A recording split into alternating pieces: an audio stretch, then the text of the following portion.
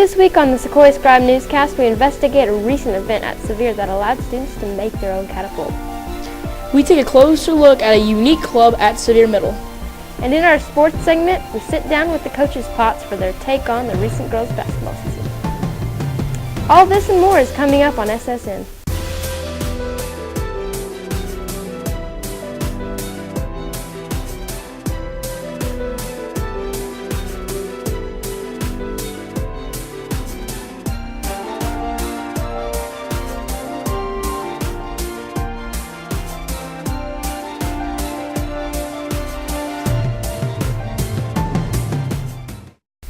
Good morning, Sevier Middle. My name is Elizabeth. And I'm Alex. Welcome to this week's episode of SSN. This year, professional engineers and community members came together with the 7th grade pre-AP science students to build their own catapult. Gowrie filed this report. 7th grade science students at Sevier Middle School were chosen to participate in the building of their own catapult. These metal plates that we've marked to put our catapults and screws in. Right now we're making this thing for the ball to go in so it can go farther. We're actually making a catapult arm. Because of the activity, most students at Sevier have changed their views on science and engineering. It was pretty fun. I mean, I think that'd be cool one day to be an engineer and do this kind of stuff like in real life. No, not really, because it's really precise and you have to be precise with it, and I'm not that good at being precise. Yes, it's way better and difficult. Yeah, well, it's a lot more fun than what I usually like. Always liked science, and I guess it makes me like it a little more now. Sevier's science teachers and community sponsors had their own reasons to enjoy the experience. I think it just gives the students an opportunity to see different things in the field of science. Sometimes we only think about what we're doing in class, tectonic plates, things like that, and it's just a good opportunity to see that there's so much more out there. I love it when the kids learn about manufacturing, on how to build stuff, how things are made.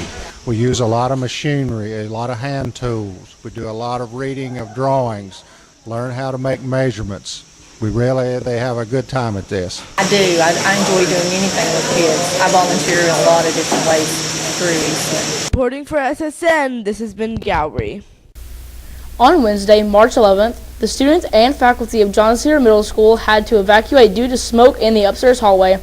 The Kingsport Fire Department found out that a fan inside of an HVAC unit was broken, and that caused the smoke.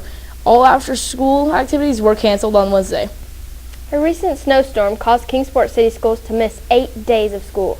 The Board of Education has now decided to not extend the school year, but use bank time to make up those 8 days.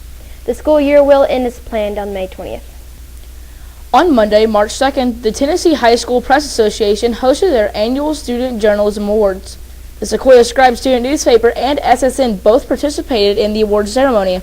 On the newspaper, Abby Gillenwater got second place for Best News Story, Hannah Conkin got second place in Best Feature Story, Sarah Whitley won an honorable mention in Best Feature Story, Sophia Adair won third place in Best Column, Russ Hubbard got second place in Best Editorial, Molly Turner got third place in Best Sports Story, and overall, the Sequoyah Scribe won second place for the best newspaper in the state of Tennessee.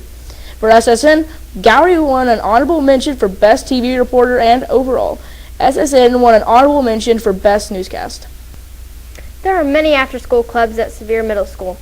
One of the lesser-known clubs focuses on chess. Maddie and Eli have the story. One of the unknown clubs at Sevier Middle School is the Chess Club. They meet in the library every Friday to play chess. The chess club members enjoy participating in this club. Yes, I like chess club because it's fun and I actually get to spend some time with a few other nerds. Because it's fun and I get to express myself. Ms. Cunningham, the sponsor of the chess club, believes that the chess club is a positive experience for students. It's doing quite well. We keep having new members join. It's kind of hard to teach them how to play against people who are already playing. So we try to pair the weaker students with the weaker students and the stronger students with the stronger students, and as they get better, then we repair them. Most Sevier students feel that the chess club is a great addition to the school's extracurriculum activities. I think the people on the chess club are very smart. Personally, I don't think chess club is really needed at Sevier because, I don't think we're going to need it for the future. I think that it's a great way of learning, and it's just basically learning. I think chess club is pretty fun because, you get to, socially connect with each other. Reporting for SSN, this has been Maddie and Eli. After several snowstorms, it looks like the weather is finally improving. Gabriel is standing by with a severe weather report. After snowstorms, rain, and flooding, spring finally seems to be around the corner. Good morning, Warriors. I'm Joshua. This week, the weather will bring both rain and sunshine to the Tri-Cities. On Monday, it will be mostly sunny with a high near 75 degrees. The low will be around 44 degrees. Tuesday will see a slight chance of showers, but the high temperature will still reach about 70 degrees. On Wednesday, temperatures will drop into the upper 50s, and by Thursday and Friday, rain will arrive in Kingsport. Now let's go back to the newscast studio. The girls' basketball team had an overall victorious season. In today's sports segment, we take a look back at the girls' basketball season. Alise is standing by with a sports report. Spring is on the way with spring sports. Good morning, Warriors. I'm Alise. Several tryouts were held at Sevier recently, and here are the results. The following girls made the softball team: Aubrey Vincent, Hannah Chavis, Alexis Weatherly, Hannah Dowdery, Jaden Carpenter, Cassidy Miller, Melanie Widener, Belle Wolf, Faith Lucas, Evie Batisto, Vreeland Burrs, Jada Copus, Morgan Cordell, Kelsey Graham, and Cassidy Agent.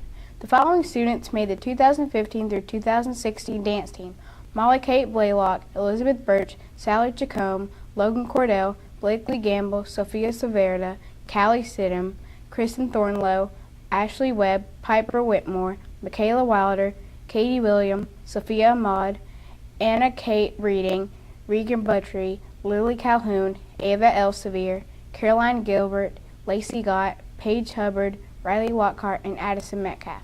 The girls' basketball team celebrated a lot of major victories this year. Eli sat down with the coaches Potts.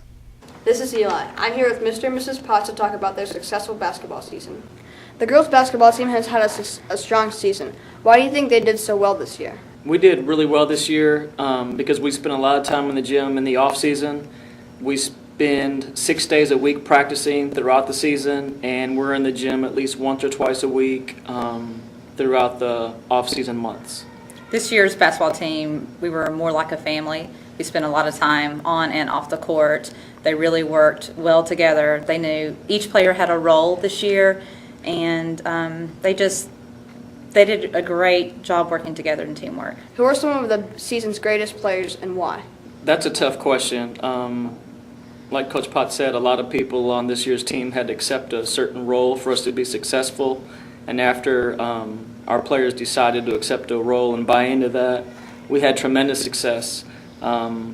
Courtney Whitson's a natural leader. I look at her playing at the next level and playing at a big-time college. Jaden Fullen's got another wonderful opportunity to play in college. Tatiana White is another player that can play in college. Our starting five has a tremendous work ethic. They have a super competitive drive, and our practices were fantastic just because of how competitive those girls were naturally.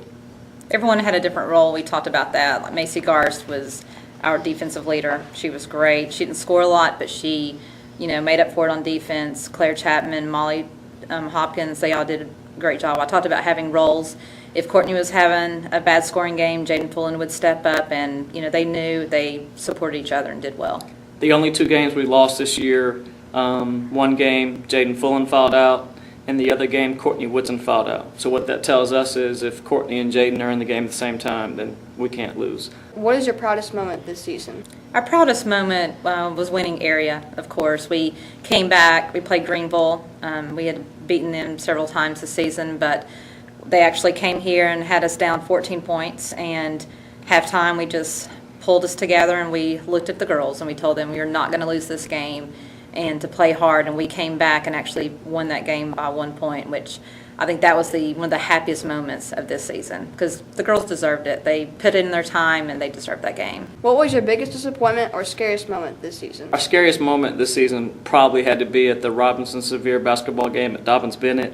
Courtney Whitson went down on the floor and she never goes down the floor because she's usually the strongest player in the game. And when I ran over and saw tears in her eyes, I became immediately scared that this was going to be something pretty serious. We were able to get her to the trainer's room at Dobbins Bennett. They took tremendous care of her, got her some ice, and immediately did some movements with her, and she was okay. But that was definitely the scariest moment of the season. Disappointing. Of course, last game of the season, we went down sectionals, state in Sevierville, and we played a young team, Ray County, and we prepared for that team, 100%. We should have beat that team. I guess that's what hurts more than anything is when you lose and you feel like if you had your A game that day, you should have won. I think that hurt the most, that game, disappointing, because if we won that game, it would have taken us to the state championship, and that was our goal. So I guess disappointing and most hurtful, that last game, and also because we knew that was the last time we were all going to be together and play together. How do you feel about next school year's basketball season? Any predictions? Next year's group is exciting because we coach AAU, and we're blessed to have 3 of those girls on our AAU team play at Sevier. Our JV team this past year was second place in the conference. We were second place behind Liberty Bell. So we had a very successful season, but we were also very young. We had 3 6th graders that started on the JV team. So next year, we lose almost our entire varsity team. They'll be at Dobbins Bennett. So our young JV squad is going to have to step up and play varsity. So we're going to be good, especially the year after next when these girls are 8th graders. But we'll definitely be competitive next year.